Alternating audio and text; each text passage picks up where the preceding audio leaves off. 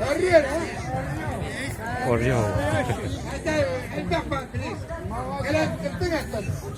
Ну, смотри, снимай. Ага.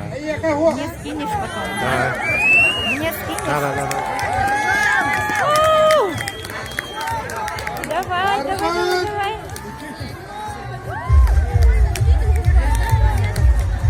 Вот так.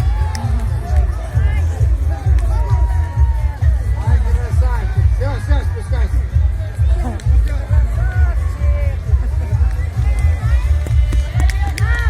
Запомните, ребята, его зовут Дарбон Шоев.